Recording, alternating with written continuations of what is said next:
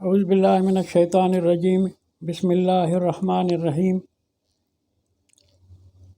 ھذا فلیذوقوہ حمیم وغساق وآخر من شکلہ ازواج ھذا فوج مقتحم معکم لا مرحبا بہم انہم صالوا النار قالوا بل انتم لا مرحبا بکم انتم قدمتموہ لنا فبئس القرار قالوا ربنا من قدم لنا ھذا فزدہ عذابا ضعفا فی النار۔ صدق اللہ مولانا العظیم۔ محترم سامعین، آپ یہ سورۃ صاد نمبر 38 اس کی آیت نمبر 59 60 61 تین آیات پر میں کچھ گزارشات اپنے آپ کی خدمت میں پیش کرنا چاہتا ہوں۔ پہلے کے درس میں نے گزارش کی تھی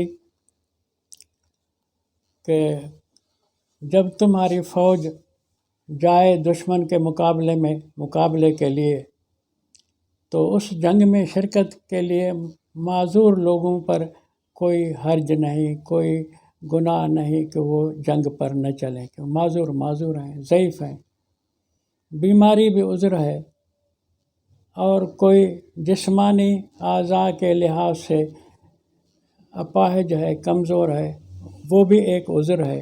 تو یہ عذر اللہ نے معاف کیے ہوئے ہیں، اور بیماری کی وجہ سے بھی، معذورت ہونے کی وجہ سے بھی نہ چلے۔ لیکن وہاں فرمایا تھا کہ ان کے لیے ایک شرط ہے کہ پیچھے اپنے عوام میں ان کے فکری نظریاتی معاملات کو سنبھالیں کہ دشمن آپ کی فوج کے خلاف وہاں کوئی پروپیگنڈا نہ کرے، کہ بددلی پیدا نہ کرے، بغاوت پیدا نہ کرے۔ یہ شرط ہے کہ وہ معذور لوگ تعلیم کا کام دیں، معذوروں کو تعلیم کے محاذ پر پیچھے قرآن نے کہا بٹھاؤ، اور وہ تمہارا نظریاتی تحفظ کریں۔ اب یہ بہت اہم مسئلے ہیں جو قرآن اٹھا رہا ہے۔ صحیح معنی میں تم جنگ لڑ رہے ہو تو پیچھے معذورین کو بھی ڈیوٹی لگائی کہ تمہارے نظریاتی تائید اور تحفظ کے لیے پبلک میں، اپنی عوام میں کام کرے۔ ایک دوسرا بھی معاملہ ہو سکتا ہے، جو لڑائی پر گئے ہیں، جو جنگ پر گئے ہیں، وہ بھی مطمئن ہو کر جائیں کہ ہم صحیح جنگ لڑ رہے ہیں، ہم صحیح کام کے لیے دشمن سے ٹکر میں آئے ہیں۔ ایسے نہ ہو کہ وہ جبراً چاہے وہ جنگ ناجائز بھی ہو تو بھی اپنے حکام کے کہنے پر، جبر پر وہ چلے جائیں اور جا کے ظلم کریں کسی مظلوم قوم کے اوپر۔ اس کی بھی قرآن اجازت نہیں دے گا۔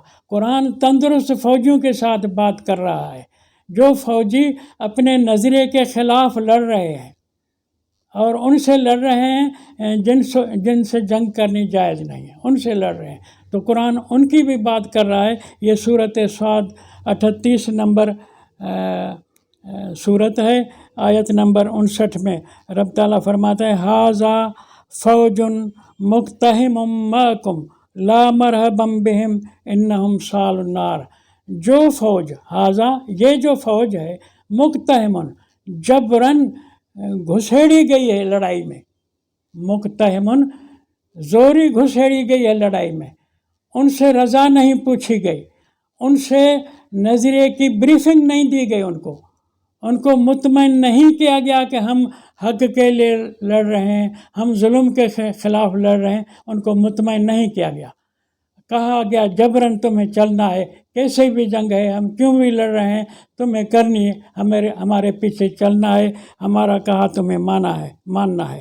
لا مرحبا بہم انہم صالوا النار۔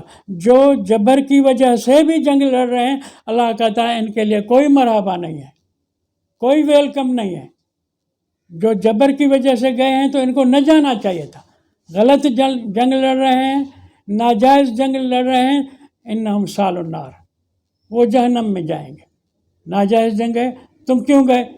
تمہیں جبر ہوا تھا، تم ٹکر کھاتے، تم نہ چلتے۔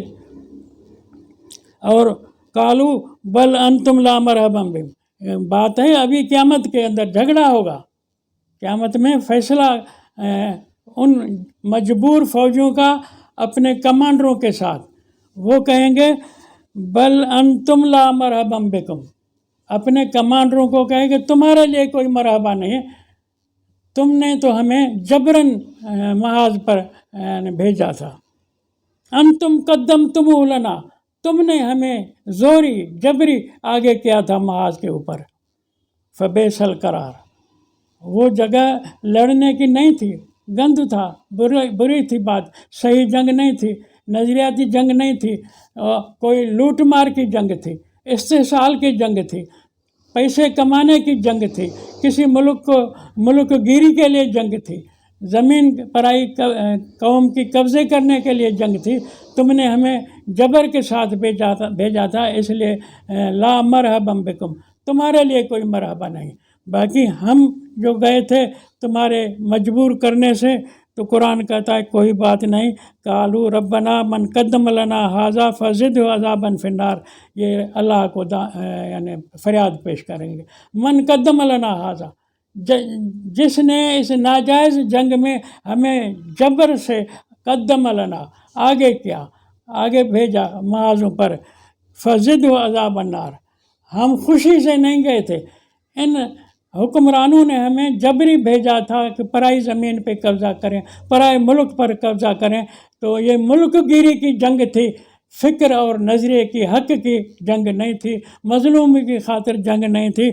इसलिए फ़ज़िद हो अज़ाबन फिन्नार, अज़ाबन ज़ेफ़न फिन्नार, ये जो मजबूर फ़ौजी हैं अल्लाह को कहेंगे कि इनको डबल सज़ा दें, हम खुशी से नहीं गए, हमने जो जंग लड़ी है हमारी सज़ा भी इनको सज़ा दे। तो ये एक उसूल अल्लाह ने कुरान में समझा दिया कि जंग गलत मकासद के लिए, मुल्क गिरी के लिए न की जाए, जंग पैसे कमाने के लिए न की जाए, जंग किसी कमज़ोर कौम को लूट करके उनकी धरती पर कब्ज़ा करने के लिए जंग न की जाए। जो करोगे तो फिर जंग पे जो जाएंगे वो भी सज़ा खाएंगे, जिनको जबरन जंग पे ले जाया गया है उनकी क़यादत को भी सज़ा दी जाएगी। अब यहाँ एक सोचने का मसला है कि जो मजबूर हैं, भाई मैं तो फ़ौजी था, मैं तो अगर न जाता तो मुझे कोर्ट मार्शल किया जाता। अल्लाह कहता है ये उज़्र कबूल नहीं है, तुमने जाना ही नहीं था, तुमने ऐसे नाजायज़ मकसद के लिए अपने कमांडर का कहना माना है, तो मैं अल्लाह दोनों से हिसाब करूँगा, कमांडर से भी सिपाही से भी, दोनों से। ये आयतें याद रखें, सूरत स्वाद की 59, 60, 61। ये बात लाने का मेरा मकसद ये है कि क़यादत जो है, चाहे सिविलियन हो चाहे फ़ौजी हो, कोई सी भी क़यादत हो, कोई सी भी बड़े हो, छोटे से काम लें तो छोटा उस काम में उससे सवाल जवाब करे, पूछे, मुतमईन हो, फिर उसके कहे पर चले, बग़ैर सोचे समझे अगर बड़े के कहे पर चलेगा तो अगर वो गुनाह का काम होगा तो खुदा दोनों से पूछेगा, बड़े से भी पूछेगा, छोटे से भी पूछेगा। मैं यहाँ एक गुजारिश करूँ कि अगर सिविलियन गवर्नमेंट है या ख़ुद रसूलुल्लाह फ़ौजी कमांडर भी हैं तो सिविलियन हुक्मरान भी हैं, दोनों बातें उसके ओहदे में शामिल हैं। उसके लिए भी अल्लाह ताला ने फरमाया कि वमा अरसलना मिर रसूलिन इल्ला लियुताअ बिइज़्निल्लाह, हमने रसूल कोई भी ऐसा नहीं भेजा मगर इसलिए भेजा है कि उसकी इताअत की जाए अल्लाह के कानून के मुताबिक, बग़ैर कानून के रसूल की भी इताअत नहीं की जाए। चाहे दुनिया का फ़ौजी कमांडर हो, वो रसूल से ऊपर नहीं है, दुनिया का कोई सदर हो, वो दूसरा किस्म का कोई बालादस्त हो, वो ज़ेर दस्त से काम नहीं ले सकता, जो अगर वो जबर हो और उसको मुती को और ज़ेर दस्त को जब तक वो ज़हनी तरह मुतमईन न करे और वो दलील के साथ उसे आमादा न करे कि ये जायज़ काम तुझे मैं कह रहा हूँ, नाजायज़ काम तुझसे मैं नहीं ले रहा, तो इतने तक वो मुतमईन नहीं होगा تو اس کے اوپر فرض نہیں ہے. اگر وہ مجبوراً اس کی ڈیوٹی دیتا ہے تو قیامت میں اس سے دونوں سے پکڑ ہوگی. جو ناجائز کام لے رہا ہے اس سے بھی، جو ناجائز کام کر رہا ہے اس سے بھی. قیامت کی تو بات قرآن نے کہی کہ یقول الذین استضعفوا للذین استکبروا، جو ضعیف بنائے گئے تھے دنیا میں وہ کہیں گے قیامت میں اللہ کو، ان کے لیے جو متکبرین ہیں ان کے کہیں گے کہ لولا انتم لکنا مؤمنین، تم زبردست لوگ اگر ہمارے اوپر جبر نہ کرتے تو ہم ایمان لاتے اللہ پر، اللہ کے رسول پر، اللہ کے قانون پر. تم نے ہمیں جبراً کافر بنایا، جبراً ایمان لانے سے روکا. قال الذین استکبروا للذین استضعفوا انحن صددناکم عن الہدی بعد اذ جاءکم بل کنتم مجرمین. پھر وہ مستکبرین کہیں گے کہ ہم نے کیا تم کو روکا تھا، یعنی پھر آپس میں لڑ پڑیں گے. مطلب یہ لڑائی آخرت میں بھی کیوں ہوتی ہے؟ اس لیے ہوتی ہے کہ مجبور لوگ کہتے ہیں کہ ان متکبرین نے ہمیں روکا، متکبرین نے کہا ہم نے نہیں روکا، یہ جنگ ہوگی. تو وہ والی جنگ بری ہے آج کی جنگ سے. آخرت میں جو تم کہو کہ ان کے کہے پر ہم نے یہ گناہ کیا ہے، اللہ اس بات کو، تمہاری بات کو قبول نہیں کرے گا. اللہ نے تو کہہ دیا ہے سورۃ انفال میں، واتقوا فتنۃ لا تصیبن الذین ظلموا منکم خاصہ واعلموا ان اللہ شدید العقاب. ڈرو اس فتنے سے، لا تصیبن الذین ظلموا منکم خاصہ، جو خاص ظالمن کے لیے نہیں ہوگا. اس کی معنی کہ مظلوم بھی لپیٹ میں آ جائیں گے، وہ دن بھی آ سکتا ہے. ایسے فتنے میں نہ پڑو، معنی غلط کام ظالم کے کہنے پر مظلوم نہ کرے، جابر کے کہنے پر غریب مسکین آدمی ناجائز کام نہ کرے. اگر کرے گا تو وہ دن قرآن کہتا ہے ضرور آئے گا جو تم دونوں، ظالم مظلوم، جابر مجبور، اور سب سے اس غلط کام کی باز پرس کی جائے گی، سزا دی جائے گی. تو رسول کے لیے بھی فرمایا کہ ما ارسلنا من رسول الا لیطاع باذن اللہ، اس کی اطاعت بغیر اللہ کے قانون کے نہ کی جائے، رسول کی. اور یہ بھی جنرل بات قرآن نے بتائی سورۃ انفال کی، وہ دن بھی آئے گا جو ظالم مظلوم دونوں سزا کی لپیٹ میں آ جائیں گے. تو ظالم مظلوم جب لپیٹ میں آ جائیں گے تو مانا ہم نے ان کے کہے پر غلط کام کیا. تو یہ ایک اہم ٹریننگ کا حصہ ہے کہ تم کسی سے کام لیتے ہو تو اس کو مطمئن کرو. مطمئن نہیں کرو گے تو جو ناجائز تمہارا کہا مانے گا وہ بھی پکڑا جائے گا، تم بھی پکڑے جاؤ گے. اسی بات کو قرآن نے اور جگہ بھی فرمایا ہے کہ یہ جو لڑائی کا معاملہ ہے، جنگوں کا معاملہ ہے، بات تو یاجوج ماجوج کی چلی تھی، اس کے تسلسل میں قرآن کہتا ہے وَتَرَكْنَا بَعْضَهُمْ يَوْمَئِذٍ يَمُوجُ فِي بَعْضٍ وَنُفِخَ فِي الصُّورِ فَجَمَعْنَاهُمْ جَمْعًا. ہم نے ان کو ٹکر میں چھوڑ دیا تھا مقابلے کے لیے. یومئذ یموج فی بعض، بعض ان کا دوسرے سے ٹکر کھانے کے لیے موجیں مار رہا تھا، اور اتنی حد تک آپس میں ٹکرے، اتنی حد تک سرد جنگ چلی، کولڈ وار چلی، جو نفخ فی الصور، جنگ کے بگل بھی بجائے گئے کہ امریکہ سوویت یونین کو نہیں چھوڑے گا اور ضرور مارے گا، اور مسلم ملاؤں کو بھی بھرتی کیا اپنے ساتھ. قرآن کہتا ہے اس تیسری عالمی جنگ میں فَجَمَعْنَاهُمْ جَمْعًا، ہم نے بغیر لڑائی کے ان کو اکٹھے کر دیا. وہ اکٹھے کرنے والے یلسن ہو یا وہ گورباچوف ہو، کوئی بھی ہو، امریکہ کے ساتھ مل گئے. قرآن نے کہا فَجَمَعْنَاهُمْ جَمْعًا. اس وقت ضیاء الحق پھر بھی نہیں مانا ملنا، کہا کہ روس امریکہ ملنا چاہیں تو مل جائے، میں لڑوں گا تو امریکہ نے اس کو سبق سکھا دیا، وہ دنیا نے دیکھا۔ بہرحال یہ سورۃ کہف کی آیت نمبر 99 ہے، جس میں قرآن کہتا ہے کہ ہم نے تیسری عالمی جنگ ہونے نہیں دی۔ تیسری عالمی جنگ ہونے کو جا رہی تھی، میدان وہ چالاکی کر کے امریکہ نے مسلم ملک کا منتخب کیا تھا کہ افغانستان میں یہ جنگ لڑیں گے۔ وہ جنگ لڑنے کے لیے انہوں نے پرائے کندھے پر بندوق رکھی تھی۔ فجمعناہم جمعا، ہم نے سوویت یونین اور روس کو امریکہ کو ملا لیا آپس میں، اور افغانستان کے اندر جنگ سے لوگوں کو بچا لیا ہم نے۔ تو اب یہ اللہ تعالیٰ عالمی جنگوں کا بھی ذکر قرآن میں کرتا ہے، اور گویا کہ ایک قسم کی تعلیم دے رہا ہے کہ لڑنے سے پہلے سوچا کرو کہ تمہاری یہ جنگ نظریاتی ہے بھی صحیح یا نہیں ہے، کس مقصد کے لیے۔ مقصد تو سوویت یونین سے جنگ کرنے کا امریکہ کا یہ تھا کہ سمندر جو سندھ کے ساتھ گرم پانی ہے اس پر قبضہ کریں۔ وہ اپنے لیے قبضے کی سوچتا تھا، امریکہ اپنے لیے قبضے کی سوچتا تھا، مرتے بیچ کے لوگ تھے۔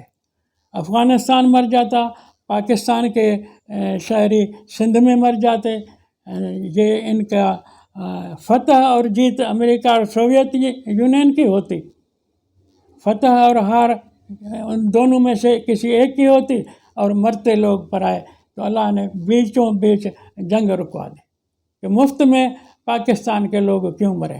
یہ اور بات ہے کہ پاکستان کرائے پر امریکہ کے لیے بھرتی ہوا تھا، کرائے پر امریکہ سے پیسے لے کر کے اس جنگ میں شریک ہوا تھا۔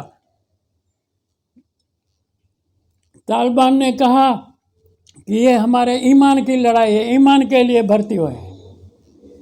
وہ وزیر خارجہ تھی امریکن لیڈیز، وزیر خارجہ تھی غالباً ان دنوں میں ہیلری کلنٹن۔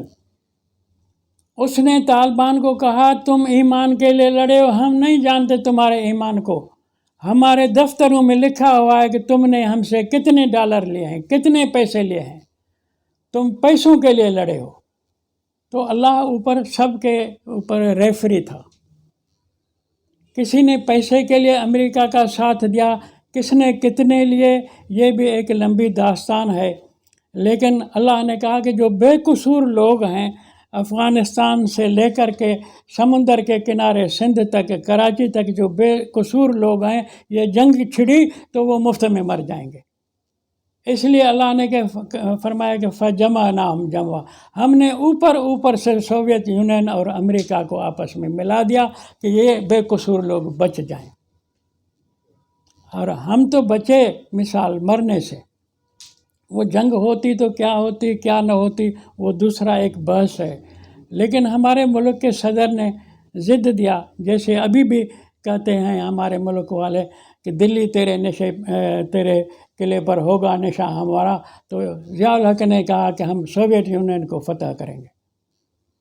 تو وہ امریکہ ان سے صلح کر چکا تھا، اس نے خواہ ضد کیا تو اس کو بھی انہوں نے چلتا کر دیا۔ تو جنگوں میں بہت بڑے عمیق مسائل ہوا کرتے ہیں، عمیق پس منظر ہوا کرتے ہیں، سو ہم پرائی جنگ لڑنے والے سوچتے نہیں ہیں۔ یہ جو میں نے سورۃ 38 صاد میں کہا کہ ھذا فوج مقتحم معکم، یہ جو زوری گھسیڑی گئی ہے فوج، لا مرحبا بہم، ان کے لیے کوئی ویلکم نہیں ہے۔ وہ کہتے ہیں اللہ یہ زوری ہمیں لے گئے تھے، ان کو مارو، ہمیں کیوں جہنم میں بھیجتے ہو؟ اللہ نے کہا دونوں مرو گے، دونوں کو سزا ہوگی۔ تو یہ جو جنگ تیسری عالمی جنگ ہونے کو جا رہی تھی، اس میں ہم مقتحم تھے یا بکاؤ مال تھے، ہم نے ڈالر لے کے لڑنے کے لیے حامی بھری تھی۔ اور دیکھو جو ہمارا خریدار تھا امریکہ، ہیلری کلنٹن نے کہا کہ ہم نے پیسے دیے ہیں تمہیں، تم اس لیے بھرتی ہوئے ہو، تو ہماری وہ جو بھی سوچ تھی، دعویٰ تھی، دم مار رہے تھے، وہ انہوں نے بھی قبول نہیں کیا۔ بہرحال انہوں نے کیا کیا سوچا، وہ ایک بحث ہے۔ دونوں ملکوں نے فتح اور شکست سے پہلے آپس میں صلح کر لیا۔ تو ہماری فوج جو ہے ان دنوں میں طالبان کے ساتھ تھی، اور انہوں نے جو سودا کیا، جو تجارت کی جنگ کے لیے، اس تجارت پر بھی قرآن کہتا ہے کہ لا مرحبا بکم، تم نے یہ جو سودا کیا ہے، تم زوری پرائی جنگ لڑ رہے تو تمہارے لیے کوئی ویلکم نہیں ہے، کوئی خیر مقدم نہیں ہے۔ سو رب تعالیٰ نے کیوں یہ جنگ رکوا دی؟ فجمعناہم جمع، ہم نے سوویت یونین کو اور امریکہ کو لڑنے نہیں دیا۔ یہ ہمارے اوپر اللہ کا احسان تھا، ہم مفت میں مر جاتے۔ طالبان کچھ بھی کریں، یہ بکاؤ مال جتنے تھے پختون اس دن اسلام کے نام سے نعرے مار رہے تھے، یہ بھی مر جاتے، کسی کے ہاتھوں تو مر جاتے۔ تو بہرحال اللہ کے کاموں میں بڑی حکمت ہوا کرتی ہے۔ اللہ نے جو یہ فیصلہ کیا تھا، یہ آئندہ بھی ہمیں کام آئے گا۔ ہم پرائی جنگ کیوں لڑتے ہیں؟ پرائی جنگ کو ہم اپنی جنگ کیوں قرار دیتے ہیں؟ ان جنگوں پر بھی سوچا جائے کہ یہ جنگیں نظریاتی ہونی چاہیے۔ ہر ایک قوم کو اللہ نے جب دھرتی بانٹ کر دی ہے، تو کوئی قوم اس کی دھرتی غصب کرانے کے لیے غاصب کا ساتھ کیوں دیتی ہے؟ یہ آج یہاں بحث ہونا چاہیے۔ آپس میں اپنی فوج کو بھی مطمئن کرنا چاہیے کہ ہم صحیح کام کر رہے ہیں یا نہیں صحیح کام کر رہے ہیں۔ فوج پر جبر نہ ہونا چاہیے، اپنی ملٹری کے اوپر ذہنی طور پر دباؤ نہ ہونا چاہیے۔ ان میں بحث مباحثے کرانے چاہیے کہ یہ باتیں کام لڑیں یا نہ لڑیں، یہ جنگ ہماری ہے یا پرائی ہے، یہ مطمئن کریں۔ یہ نہیں ہے کہ ہمارا حکم ہے بس تم چل پڑو، تم گھس پڑو۔ یہ اصول نہیں ہے، قرآن اس اصول کو قبول نہیں کرتا ہے۔ قرآن کہتا ہے پہلے نظریات کی تعلیم دو، تربیت دو، مطمئن کرو، اطمینان کے بعد اپنے ساتھیوں کو، اپنی فوج کو دشمن کے ساتھ لاؤ میدان میں۔ بغیر اطمینان کے ناحق پرائی یعنی دھرتی غصب کرنے کے لیے کوئی فوج استعمال نہیں کرے۔ یہ جنگوں کا بین الاقوامی قانون ہے جو قرآن بتا رہا ہے، قرآن سکھا رہا ہے۔ یہ بین الاقوامی قوانین جنگ قرآن دے رہا ہے۔ اس کو پہلے کسی بھی جنگ پر جانے سے پہلے اپنے ملک میں، اپنے قوم میں، اپنی فوج میں ان قوانین پر سیمینار کراؤ، ڈسکس کراؤ، بحث کراؤ، سوال جواب کراؤ۔ جائز ہو تو حصہ لو، ناجائز ہو تو دور کھڑے ہو جاؤ۔